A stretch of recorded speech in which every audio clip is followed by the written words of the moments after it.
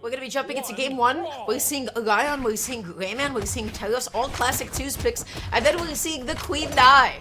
Doubles is so back, everybody. It's, you know, it's not just Axe and Wushang all the time. You see there's an occasional Queen Eye here and there. I never thought I would be. I never thought it would be refreshing to see a Queen Nine and 2s, but somehow here we are. Wave God definitely gonna have those guitars already out, throwing out just the random neutral sigs. I mean, it is Queen Nine. It might pick something up, but I think the wild card, just like everything else, the meta is the meta. In this, ooh, that was an early knockout. This Taros pick is probably gonna be the wild card, but Wave God gonna take him out. And that's Queen Eye's signature kick. Just amazing placement, amazing coverage from Wave God. They're able to go ahead and clean up the stocks. Now all of a sudden, Fozey and Wave God have quite the lead for themselves at the moment.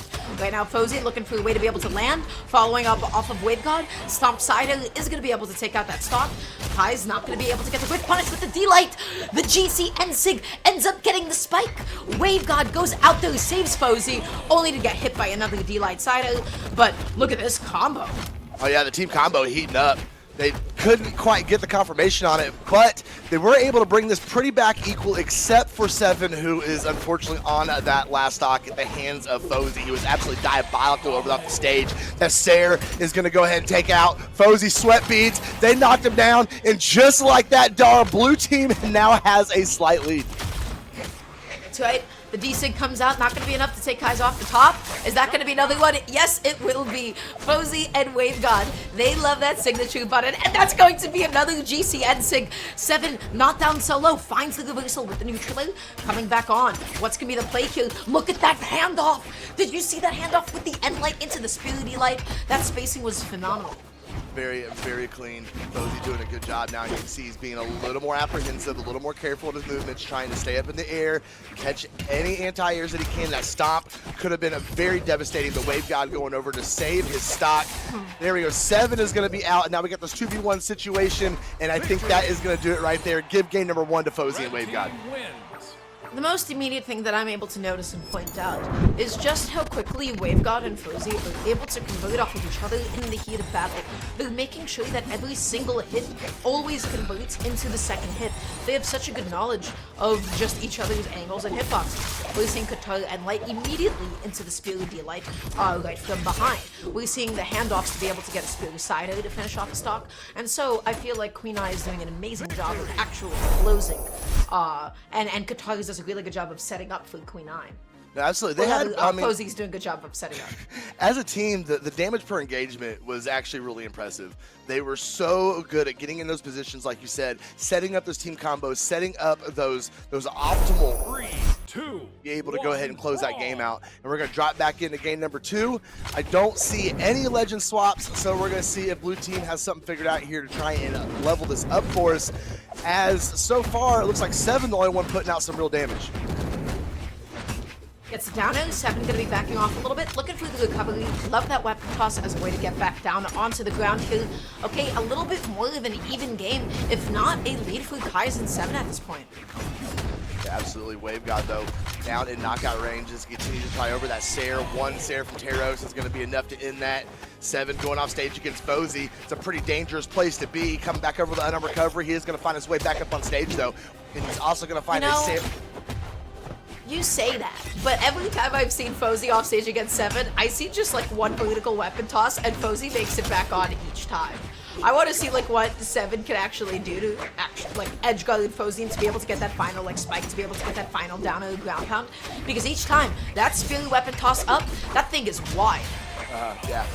Definitely covers a lot of area, gives him opportunities to get back up on stage. He's utilizing it very, very well. Now we see in this one though, Kise now is the healthiest on the board. He's continuing to swing with that Taros, staying out of the way of the recovery. Fozey coming back down, trying to swap back over to Seven, getting caught in the back with it. Kise coming back up on stage and gonna catch that Queen Eye signature. Man, he's so good at threading those in there. Yeah, especially in twos, you know, there's so much stuff going on. But oh gosh, look at the edge guard. Fozey tried to go for it all with the GC Sig once again. Fozey not going to be so lucky this time around. GC D-Light Cider backing off, looking to interrupt Seven. Unfortunately, is not able to do so in time. The Sig is able to close it out. The side Sig is able to close it out. Seven is swinging. Absolutely, and just like that, we're in a position where blue team is in a wonderful spot to be able to go ahead and tie this setup, see if they're going to be able to hold on to it. We see Fozey and WaveGod becoming a little more careful now. They're slowing the movements down. Nice down sig from Fozey, catching that landing on 7. Okay. For the neutral Kai's going off stage. Kai's is getting pretty aggressive out there too. 7 being taken up off the top, and now blue team still holding on to that slight lead with Kai's being on the second stock.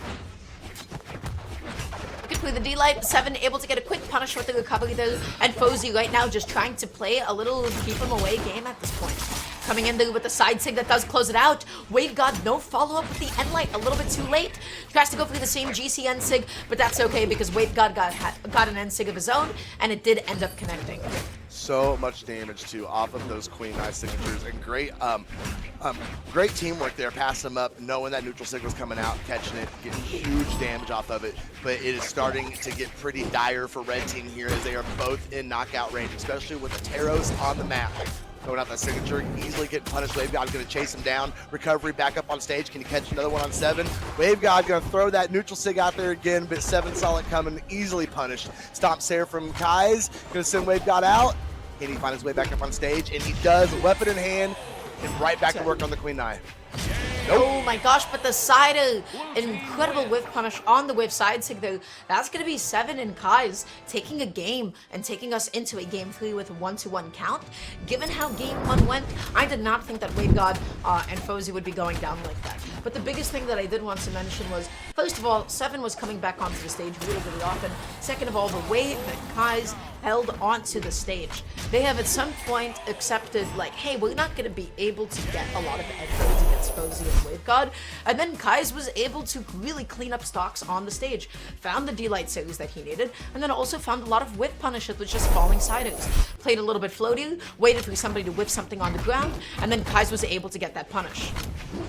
Absolutely. 7 did a really good job. I was looking last game. The damage output from both of his weapons, he was using every option in his kit last game. See if he's going to be able to do that again here. WaveGod, a nice recovery coming up on that soft platform. Guys, he's doing exact same game plan that you pointed out that worked for him last game. He is holding down center stage, holding down that neutral, catching landings, and putting on big damage with that Taros. So WaveGod off stage, we're seeing nobody want to challenge that anymore. N-Light backs off, maybe try to catch a dodge in. 7 simply jumps away and to safety. Right now, Kise is on the ground. 7 still going to be somehow hanging onto that stock. Looking for a nice way to be able to land. Love that D-Light to be able to anti and get WaveGod off of him. Eats a cider, gets put off stage. Kai's going to be soon to follow. Both of them off stage in the same position. And you know that means that when you are getting edge guarded by 2 spear ground pounds at any possible moment, anybody is going to get KO'd. That is 2 warm bodies, and that is the widest hitbox in the game. It is so huge. And all of that started with... All of that started with a beautiful weapon throw, is what literally started that entire decimation of blue team stocks. Weapon throw coming back up on stage, set everything up. A lot of the counterplay to getting edge guarded by, but first of all, amazing 2 side sigs consecutively. Oh my goodness. Second of all, when you're getting edge guarded by 2 spears at the same time, one of them is a problem enough. You have to be like, okay, I want to hit the center, I want to go up and around it, use my dodge. But if there's a second one on top of you, there is nowhere that you can go. That being said, we're in Axe City at the moment, tossing out the axe. The GC N-Sig comes out, but unfortunately, getting his own teammate. Yeah, that was some devastating friendly fire there. Wave though cleaning it up with a Sair off of the guitars and going to get the double knockout. That was actually really lucky for red team. He just got those Sairs in at the right time when they didn't have any options to get back up on stage. Sweat Beats came out and it was all but done. And now here we are though, Fozey already getting himself close to knockout range, especially with all these axes flying. He needs to be very careful here and not get in too much trouble so he can continue to support his teammate. As Sair gets him just a little bit closer, 7 hunting him down. Fozey missing with a down sig, and that is going to be lights out for him. And now blue team has got this 2v1 position. Okay. We saw them set up the team combos last game and be able to close it out.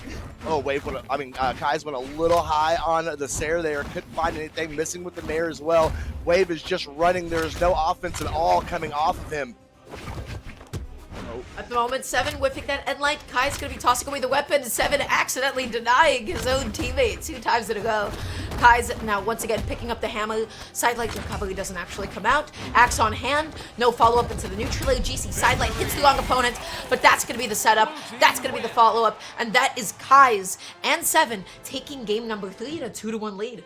Man, we got one heck of an upset happening right now. If they can take game number 4 here, oh my goodness, I did not expect this at all. I mean, you looked at the PRs, you looked at the name recognition. I'm pretty sure it was Kise who is like 156 PR, something along, maybe might be 7. Definitely they are grinding here, and this is looking to be one heck of an upset for them if they can pull out a game number 4. That's right. Going into the next game, I'm trying to figure out what happened. I feel like a lot of my commendations right now are going towards Kise. I feel like Kise is doing an amazing job of just really cleaning stuff up on the ground. And Seven is doing an amazing job of also letting Kise have that boom. Seven is the one that is setting up for Kise a lot of the time. Now, Fozey and WaveGod, it's still Fozey and WaveGod. They've still got it in them. But it's diminishing quickly. You can just see they're losing that momentum. Seven and Kise definitely got themselves in a position here where they feel confident. They're letting the axes fly. Oh, so we can get something good here with the edge guard. Went back over with the neutral sig and missed the neutral sig as well from WaveGod. Recovery from Fozey, getting a little more distance, a little more spacing. Wave coming over. That's that sidelight. Chase dodge up. Able to get that down in as well. Just avoiding Kise's. Look at Kise. Kise is so scary. Kise just kept walking up.